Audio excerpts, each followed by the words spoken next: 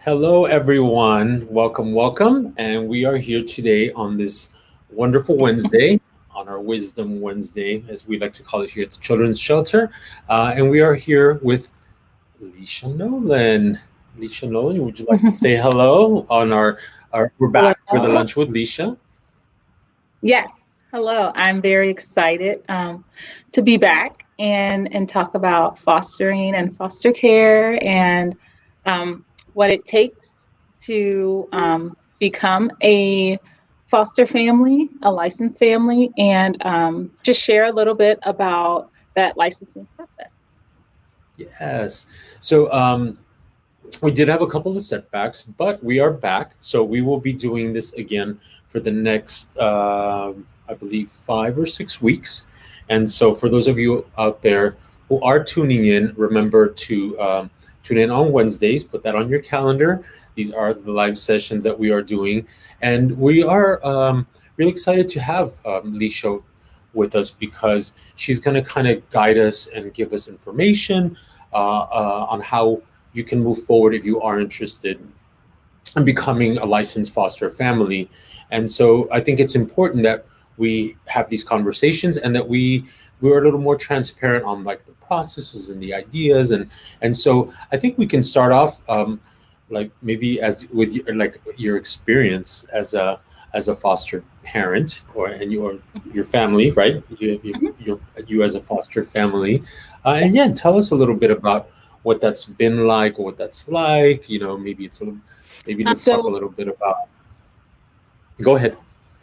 um, so my family, my husband and I, we became licensed foster to adopt parents about 5 or 6 years ago with the children's shelter.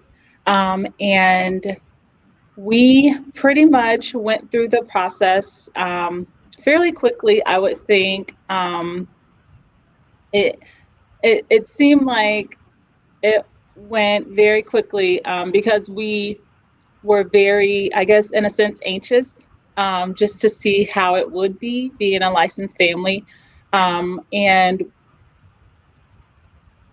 we both worked full time at the time. And so when it came to trainings, the children's shelter worked very well with us in reference to helping us get those trainings done. And so they scheduled evening training classes and weekend classes so that outside of our work schedule, we were able to get those trainings done outside of that schedule as well. And it wasn't as inconvenient, which was extremely helpful, extremely helpful. But once we got licensed, we were up and running for sure. And it was a very good experience. And we love the support that we received from the shelter and all of the staff and training the trainers that helped us with that process. That's great. That's great. So the children's shelter, kind of provided, walked you through, and gave you the resources, and made Mhm. it, I guess, what is it, a positive experience, Yes, yes, and it gave was you that a guidance that you very needed. yes, it was a very positive experience. Even through the trainings, submitting the necessary documents we needed to submit. Um, there was always someone there to assist us, answer a question. If there was something we didn't understand, then they really worked with us to help us complete the process. Yeah, they really helped us a lot. That's awesome. And so now that you are a licensed foster parent, and what's the experience been like, just on a personal level? Like, how is it being a foster family? um, so it was um, it was always very it was very fun and exciting. Every day was different. You have a child or children in your care um, who um, sometimes you don't know much about their background or their history, but the exciting thing is, that within there's something that you and your family have to offer them that is healthy, that is positive, and it's loving. And so just waking up with that excitement made it very exciting for us and with the children. And out of the 6 children that we fostered, we received the opportunity to adopt 2 of them. And so just that experience also was very exciting for us, even though we love and treat every child that comes into our care as if they're our own. Some do go back to reunify with their families, their bio parents, or their relatives, which for us is exciting as well, because that says that, those families are in a better position to take care of those children and love them a little more than maybe they couldn't, care for them properly than they couldn't before. But that also tells us that whatever we've given to them or instilled in them, that they're going to carry for the rest of their lives, which is really cool. That is really cool. That's really, really great. And so, how long have you been a licensed foster family? Um, so we have been licensed for, let's see, going on, so it'll be about 5 years now. Wow, that's Yes. really good. That's a really good time. That's great. That's great. And so I'm assuming all people always kind of like wonder the ups and the downs, and Yeah. what's it like as far as your experience with the children, and and keeping that dynamic and keeping that that family Yes. momentum going. What's that like here and there? So our our children that were in foster care that came to us um, kind of made us parents. So we didn't have any. I mean, we had little fur babies before they came. So it was quite a bit of an adjustment for us, just in the sense of having a little human, a little body to care for in addition to yourself and your regular routine, um, and more so adjusting to them um, and their schedule. And so, but once we kind of got that schedule and that routine down, um, then it was just like having any other child in the home. They have their medical visits, and they have to get up and either go to daycare or get ready for school. Um, and so it's just like having any other child in the home. It's just that adjustment of having them there. But once they get plugged in and they get used to the routine, then it's not so bad. Oh, good. That's really good. And so I know that today we're going to touch up a little bit on, kind of like the qualifications and kind of like the process. Mm. And is there anything that you want to share with our public, or and to our followers, an encouragement Um, in thinking about becoming a foster family, a licensed foster family? yeah, so I like to say, don't count yourself out. Um, if you're interested, if you've thought about it, um, the least you can do is inquire, um, because there may be some things that you think you may not qualify. There may be a reason you think you may not qualify, but you won't know for sure unless you inquire. And so I look forward today into just sharing some of those basic qualifications, um, where I've even crossed paths with a lot of people that they didn't even know qualifies them. Mm, And they've been interested for some time, and they just assume because maybe they've crossed paths with someone or stories with someone, or they've inquired in another agency and their requirements were a little different, um, that they just kind of automatically assumed ours was the same. um, and some of the agencies are a little different. And one thing that I love about our agencies is the diversity of our agency. And so we're going to jump into that in a little bit, and I'll just briefly be able to share with you some of those ways that we are extremely diverse and welcoming families, and the different requirements that are necessary. That's so good to hear. I do like the point that you made about that there are different agencies and there are different ways to inquire and to get information to to move forward if people are interested in becoming a licensed foster family. And it's good to know that you pinpointed the Hmm. the diversity and that organizations do function a little bit differently. And that's something that I don't think people really think about. There isn't just um, one way to inquire about, if one is interested, in that there are so many options. And if you were, maybe if you weren't feeling it or didn't think it was for you, that there are other options.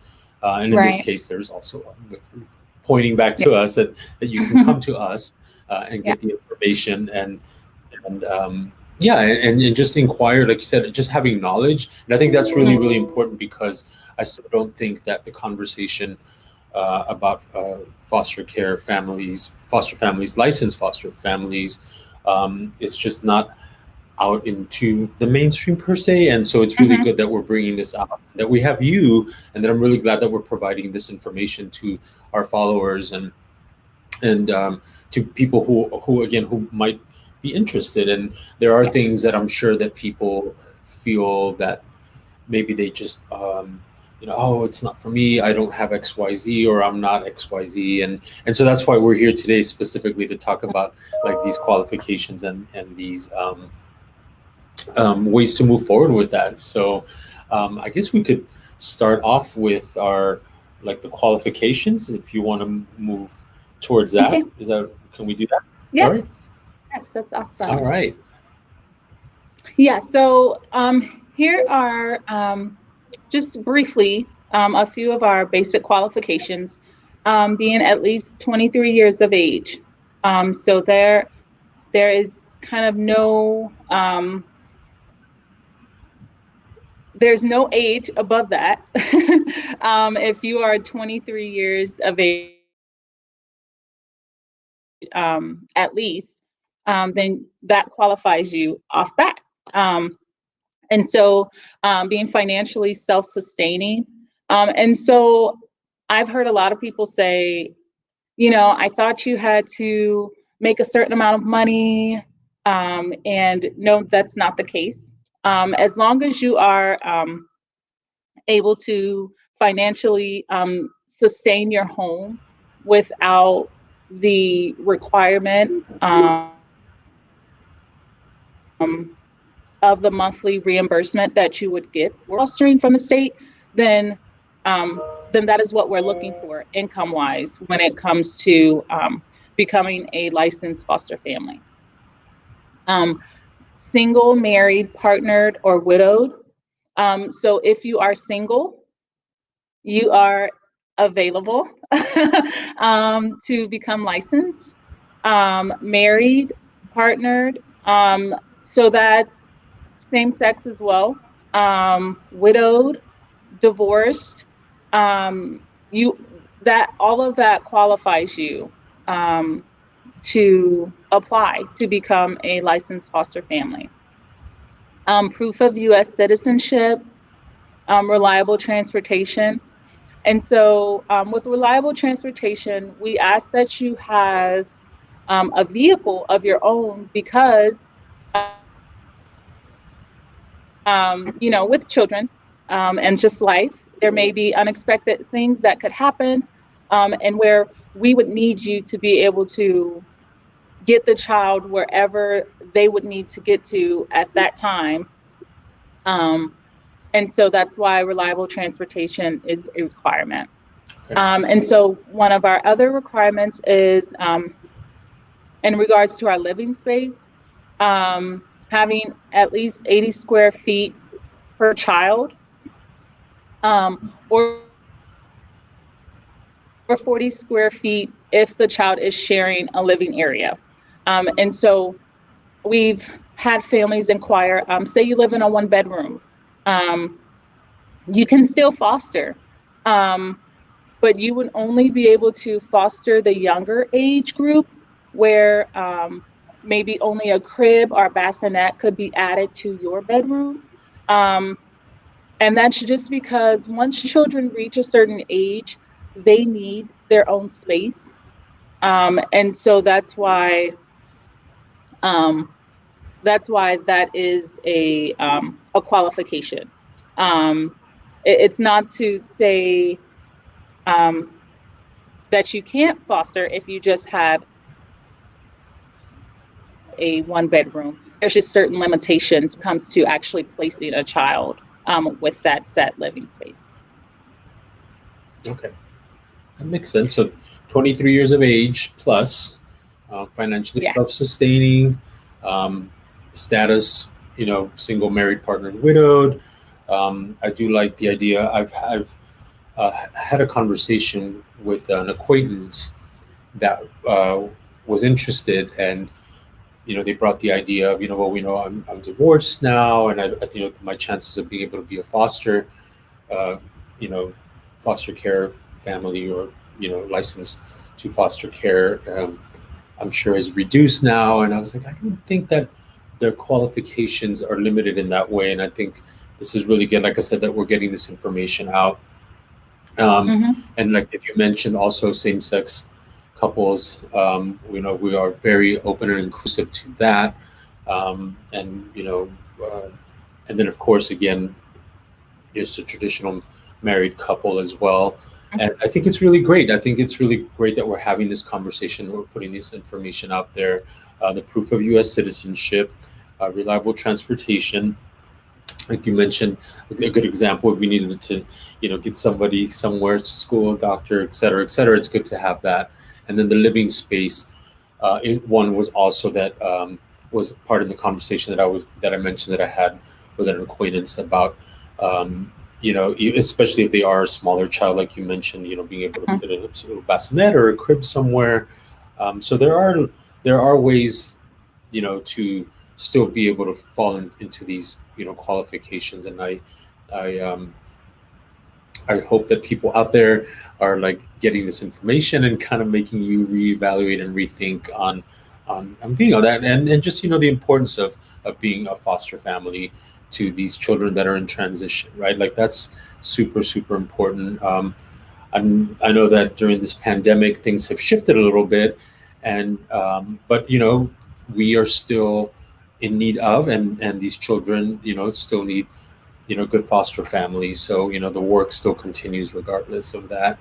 And so, do you want to do the little steps? That should we go over some of the steps on how to?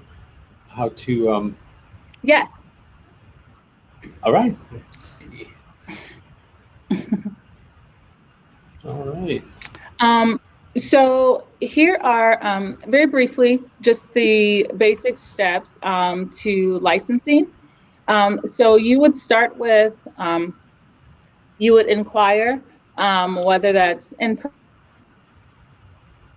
person, a phone call, via the web or a website.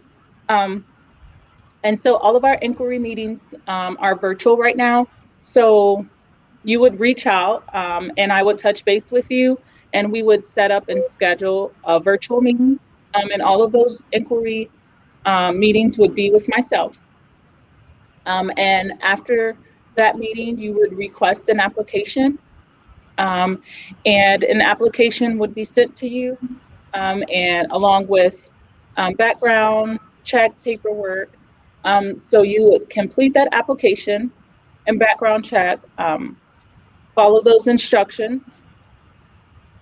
After that, your application's approved. So there would be an initial screening and home visit. by your specific specialist. And following that, you would get signed up for training, and there would be a request for certain documentation to be included within your family's profile. Um, Following training and submitting those documents, um, there would be a home study scheduled. So our specialists will come out and, just make sure your home is up to standard with the Department of Family and Protective Services. Um, and once that is completed, then you'll be set up for your final walkthrough. And after your final walkthrough, you will receive your license. Great. That's so great. So, is there, and I know things change, especially now since we are doing a lot of things virtually and, Mhm. with COVID and kind of shifting a lot of things in our everyday environment. So, if one were to ask, like, hey, I'm kind of interested, is there a timeline for this process? For Okay, so we actually, I'm so glad you asked. So a lot of our trainings right now is even virtually. So, um, so you could just take your laptop somewhere, and you have a few minutes, and you can complete your trainings wherever you are, or even some of our live trainings are also via the computer or your phone. Um, an electronic device. And so I think that is a very, very cool feature to have. Um, there are two trainings that we require face to face, but those are hands on training, which one is our CPR and first aid training. And I really like that training is still face to face, because that is something that I think is very important for our families to have. And a lot of these trainings and tools that you get um, are not, um, you can take them anywhere you go. They're not trainings that you can they just work for children who are in foster care, but they could work for any child. And that's what I love about the diversity of our trainings. Um, Also, I wanted to touch base with, you said that a lot of things are virtual, and I just love the convenience of that. And even in the process, um, we actually have a couple incentives um, that are going on and being offered right now. And so, in completing the licensing process for families who do that within 60 days, there is a $200 one time incentive that you could receive for doing that. Um, and then for those families who complete it within 90 days, there's a $100 one-time incentive for doing that. So I think that's really cool. Not that just the training is a bit more convenient for our families to do by being online, but we also offer those trainings in the evenings. So we have some trainings that we offer during the day, in the evenings, virtually and on the weekends. And so we're really trying to push and get our families licensed as soon as possible, which I think is really, really cool.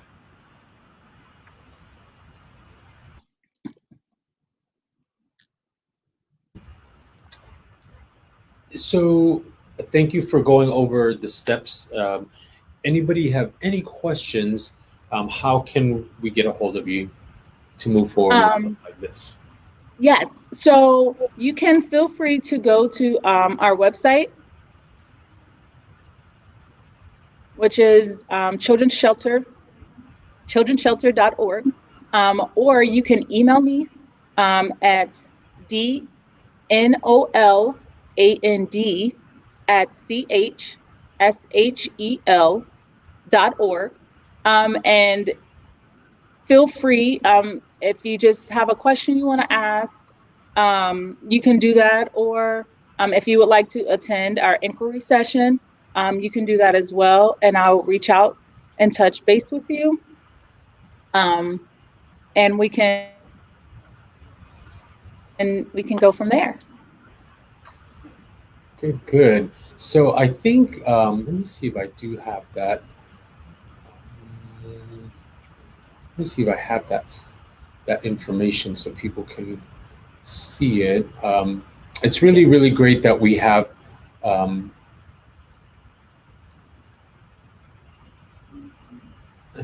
let's see. How can we get a hold of you to move? So I will be posting the flyer on our page shortly after this live feed, and it'll have the information, and it'll have your email on there and the phone number to be reached at. And I will also post it on our Instagram and on our Twitter. And so any of you out there who need more information, again, reach out to Lishia, and she will guide you and answer any of your questions. Thank you so much for sharing this information with us today. We will be back next week again for another round of lunch with Lishia. I'm excited. It's a pleasure, not just having you on here today, but also educating myself through all this process and this information. And it's really, really great. And it only helps me get it out to, again, just people within my community who usually inquire or want to have like a better understanding of it.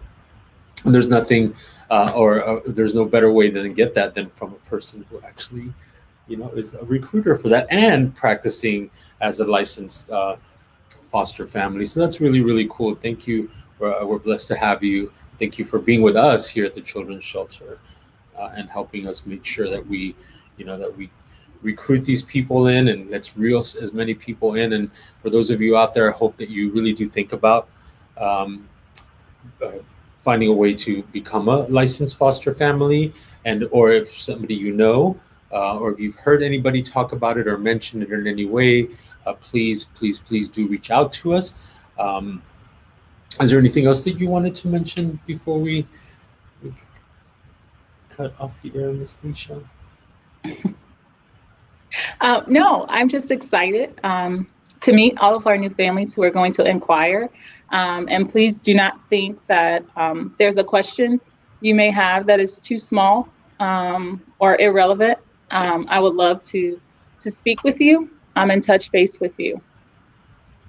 Good. All right.